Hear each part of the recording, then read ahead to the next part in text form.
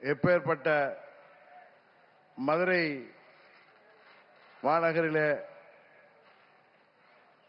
இன்றைக்கு நம்மோடு மாண்புமிகு பிரதமர் அவர்கள் சித்திரை திருவிழா போன்ற இந்த மாபெரும் மக்கள் கூட்டத்திலே கலந்து கொண்டிருக்கின்றார்கள். மதுரை என்றாலே புரட்சி தலைவர் எம்ஜிஆர் அவர்கள் நடித்த மதுரை மீட்ட சுந்தரபாண்டியன் ஞாபகத்திற்கு வரும். மதுரை மீட்ட சுந்தரபாண்டியன் அவர்கள் அடிமைப்பட்டு கிடந்த மதுரை பாண்டிய நாட்டை மீட்டெடுத்து கிட்டத்தட்ட 1200 ஆண்டுகளுக்கு முன்பு ஆட்சியை நிறுவினார். புரட்சி தலைவர் அவர்கள் நடித்த படம் என்பதால் அது பட்டி தொட்டியெல்லாம் மதுரை மீட்ட சுந்தரபாண்டியனை எல்லோருக்கும் தெரியும். ஆனால் அதற்கு முன்னாலே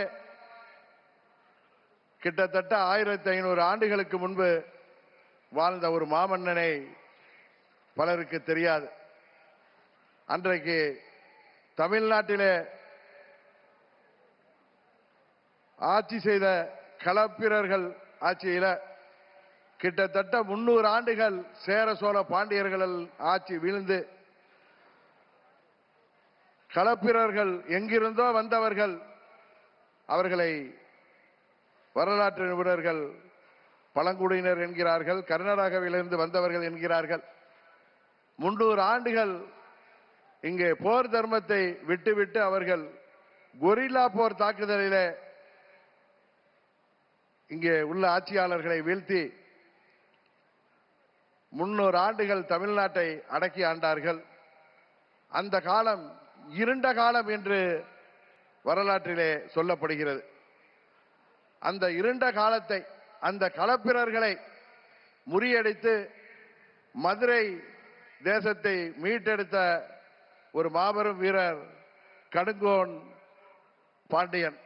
அந்த கடுங்கோன் பாண்டியனாக நமது பாரத பிரதமர் அவர்கள் இங்கே நம்மோடு அமர்ந்திருக்கின்றார். அன்றைக்கு கடுங்கோன் பாண்டியன் அவர்களுக்கு பல்வேறு தளபதிகளும் போர் வீரர்களும் அவரோடு சேர்ந்து போரிட்டு மதுரை மீட்டார்கள்.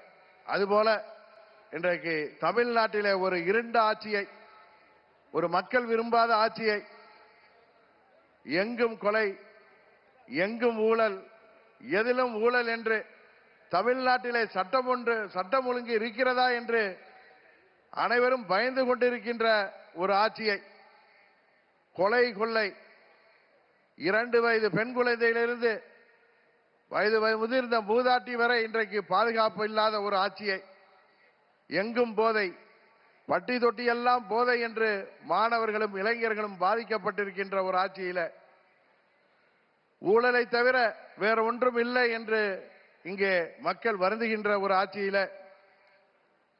இன்னும் சொல்ல போனால் அனைத்து நிலை மனிதர்களும், அனைத்து நிலை மக்களும், விவசாயிகள் முதற்கொண்டு அனைத்து நிலை மக்களும் தெருவிற்கு வந்து போராடுகின்ற, தேர்தல் வாக்குறுதிகளை எல்லாம் நிறைவேற்றாத இந்த இருண்ட திமுக ஆட்சியை வீழ்த்துவதற்கு மாண்புமிகு பிரதமர் அவர்களுக்கு உறுதுணையாக நமது அனைத்து இந்திய அண்ணா திராவிட முன்னேற்ற கழகத்தின் பொதுச் செயலாளரும் எதிர்க்கட்சி தலைவருமாகிய மாண்புமிகு அண்ணன் இபிஎஸ் அவர்களும், பாட்டாளி மக்கள் கட்சியின் தலைவரும் முன்னாள் மத்திய அமைச்சருமாகிய திரு அன்புமணி ராமதாஸ் அவர்களும், தமிழ் மாநில காங்கிரஸ் கட்சியின் தலைவர் அன்பு சகோதரர் ஜி.கே. வாசன் போன்றவர்களும் இங்கே அவருக்கு கரம் கோர்த்து இந்த மக்கள் விரோத திமுக ஆட்சியை வீழ்த்துவதற்காக 1500 ஆண்டுகளுக்கு முன்பு மீண்டும் இங்கே சரித்திரம் திரும்பி இருக்கிறது என்பதை இந்த நேரத்திலே நிறைவு கூற கடமைப்பட்டிருக்கின்றேன். இன்னும் சொல்ல போனால் இன்றைக்கு இந்த திமுக ஆட்சியில எத்தனையோ ஊழல்கள், எத்தனையோ முறைகேடுகள் அவர்களால் மறைக்கப்பட்டாலும் அவையெல்லாம் இன்றைக்கு ஊடகங்கள் மூலம் வெளிவந்து கொண்டுதான் இருக்கின்றன என்பது எல்லோருக்கும் தெரியும். ஏழை எளிய மக்களை எப்படியாவது விலை கொடுத்து வாங்கிவிடலாம், எப்படியாவது மீண்டும் திமுக ஆட்சியை அமைத்து அந்த குடும்பத்தின் வாரிசாகிய உதயநிதி ஸ்டாலினுக்கு முடிசூட்டி விடலாம் என்று தமிழ்நாட்டு முதல்வர் அவர்கள் கங்கணம் கட்டி கொண்டிருக்கின்றார். ஆனால் இந்த களப்பிரர் ஆட்சி போன்ற தமிழகத்தின் இருண்ட ஆட்சியாக விளங்குகின்ற திமுக ஆட்சியை உறுதியாக தேசிய ஜனநாயக கூட்டணி வெற்றி பெறும். அந்த திமுக கூட்டணி ஆட்சியை முடிவுக்கு கொண்டு வருவோம் என்று சொல்லி நாம் அனைவரும் ஒற்றுமையுடன் வருகின்ற தேர்தலிலே 234 தொகுதிகளிலும் நமது கூட்டணி வேட்பாளர்கள் வெற்றி பெற உழைத்திட வேண்டுமாய் பணிவன்போடு கேட்டு விடைபெறுகிறேன். நன்றி, வணக்கம்.